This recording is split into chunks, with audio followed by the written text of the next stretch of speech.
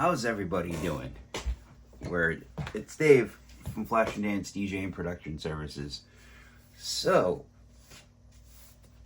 how everybody had a good weekend.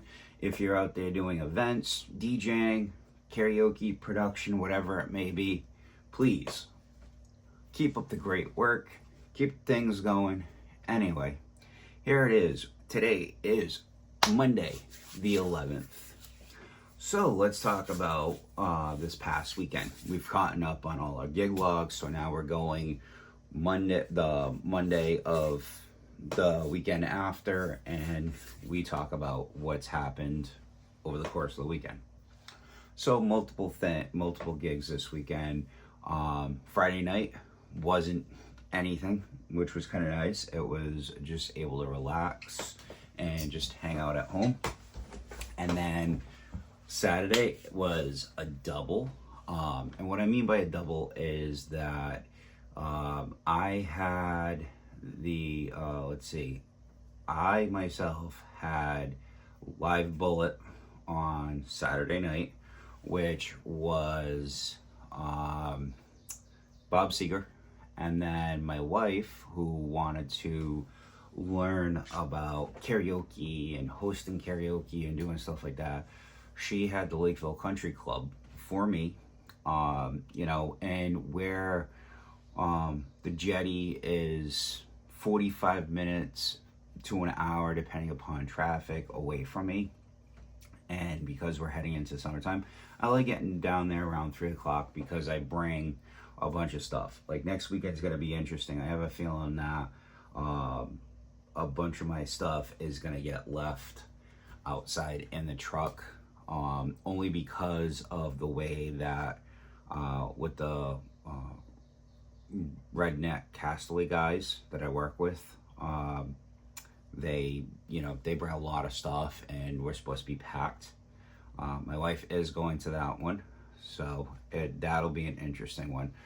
So anyway, let's get back to my thing, and then I'll fill you in a little bit on the karaoke stuff. So mine with Live Bullet, amazing guys.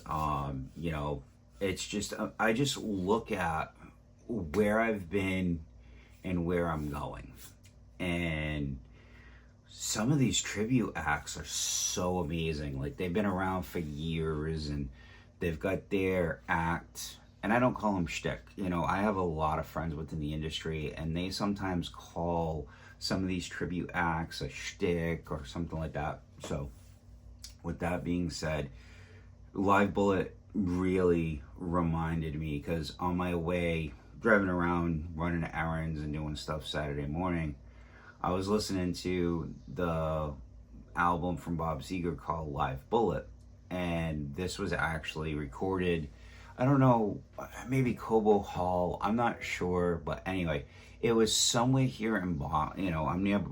I'm like a half hour, 45 minutes, depending upon traffic, from Boston, and it was recorded in Boston. So it was kind of cool to hear that. What was recorded, I think in '79, was awesome. One of his biggest songs is Old Time Rock and Roll. I'm glad that the band didn't play the album version and played his live variation of it, which is basically like, it starts off with guitar and drums, and then Bob comes in and starts singing the classic lines we all know and love, and the band kicked in at that point. So it was kind of cool. It was a little bit different, and I have to say, I'm not a big fan of Bob Seger. I'm more of like greatest hits kind of guy. I was actually impressed with some of the songs, to be honest with you. You don't realize until you work with a tribute act how much music is in somebody's catalog and how good the catalog can be. So my eyes were opened a little bit. So, and it was my normal setup, and like I was explaining it to a few people, because people were asking me, oh, why are you not using the house console and things like that, and I explained it, and I based it upon what happened on 425, which was the John Sage band. Now, they are just a generic run-of-the-mill cover band, okay? Meaning they were all over the 90s, did a little bit of 80s, some early 2000s, but it was really good. But the thing is, you don't need all the bells and whistles you get with tribute stuff, meaning that sometimes you need more of something. So like, for example, in the touring world, people might run 2 or 3 compressors, they might run a couple of gates. All depends what their flow is going for. For me, I use a combination of waves and the Behringer wing rack, which obviously it's the wing console, because you can, on the latest firmware update, I think they released another one, but the one before, they had made it so now in line, you could, instead of running a gate and a compressor, you could actually run 2 compressors. And on all my vocals, I'm doing that. And like we've been talking about in my Waves video about my plugins, which this week, don't forget, tune in, because it's going to be acoustic and guitar plugins this week. It's going to be a little bit longer video instead of some of the 10-minute ones. This one might be closer to 20, 25, maybe even 30 minutes, because I'm going to talk about what I do on my acoustics and what I do on my electrics, because while it is the same plugins, what I use is 2 totally different things. And also depending upon the type of act I'm working with. If I'm doing like a festival type situation, you know, not to get into the weeds, I'll explain that more, but like if I'm doing like a festival situation, it'll be 2 channels of acoustic, and if it's not a name tribute or a semi-national or a national I'm working with for that festival, I might just forgo stereo acoustic, and other times I might do stereo acoustic. It all depends what exactly the end product I'm going for is. So anyway, to get back to where I was talking about the wing. So by being able to have, and basically what I try to replicate is what I have inside my Waves Super Rack Performer, I try to duplicate inside my wing rack. So for example, first thing in line after I obviously do my gain, all that kind of stuff, is I end up putting the PSE LA2A leveler in line. Then I do EQ, and then I do the Red Scarlet compressor. And it's not even a lot of compression. I just like to have it just duck a little bit, as I call it. And basically what I mean by that is it's set in such a way that it's more of an expander and a volumizer than it is actual compression. It's just meant to tighten up whatever the vocal, especially lead vocals, especially if it's an outdoor type situation. I want that vocal to bounce and become bigger instead of shrinking. And sometimes, depending upon who the band is, for example, with the Redneck Castaway guys, I don't mix them in the traditional sense. If I don't have to touch monitors, I do what's called bus mixing, and I've learned this from national guys, and we'll go into depth on, when I go to do my wrap up on, I believe for the video that I'm going to do on the 27th, I'll touch on this couple of things. So I apologize for going in the weeds a little bit. Now let's bounce to the other side. So there are a few pictures, obviously, with these tributes. I'm not taking videos or anything like that. Like for example, on 6/28, I have the Berkeley 250th community celebration. July 3rd, I have the Freetown fireworks. On the 4th, I have the parade in the morning. So those I can do more of. I don't think, I know on the 28th we're going to have bands. I don't believe on the 3rd we're going to do bands. I believe that's just going to be me just playing background music, doing announcements, that type of stuff on the 4th. And then on the 3rd, and then on the 4th, it'll be announcing the parade floats and who wins first, second, and third on the parade floats. So those you'll actually get to see. Now, I don't know if I'll do a time lapse on the 3rd. I might do it for the fireworks to throw that in at the end, and maybe for setup. I don't know. Haven't decided yet. Anyway, so now Saturday night, so I'm at the Jetty. Karaoke is early. It's from 6 to 10. You know, my wife didn't have a lot of singers. I think she had 6 to 10 singers overall. That's actually really good, for the most part, for a show that really, in all reality, just literally started up not too long ago. And then she basically called me with minor things. Like, she called and said, hey, by the way, you know, how do I do this? How do I do that? And it's not that I didn't teach her. Last week, she went with me. I let her do it. I paid her as if, you know, I paid her 90% of the, you know, the money. You know, there's always a booking fee that should be kept. What it is based upon how you do it. This week, you know, she'll get a little bit more than last week because I wasn't on site. So, you know, fair is fair. You know, you gotta, even though, yes, she is my wife, it's just one of those things. You have to treat people, even if they are family, you have to treat them like an employee. You can't treat them any different or special than anybody else. Sure, you gotta watch your language a little bit more, and I don't mean it that way. I just mean, like, I always try and say one thing that my friend Americo taught me, if anything other than tech stuff, is always say please and thank you. If somebody's there helping you, always say please and thank you. So, you know, as I say at the end of my videos, you know, treat others as you want to be treated. And that's one thing, you know.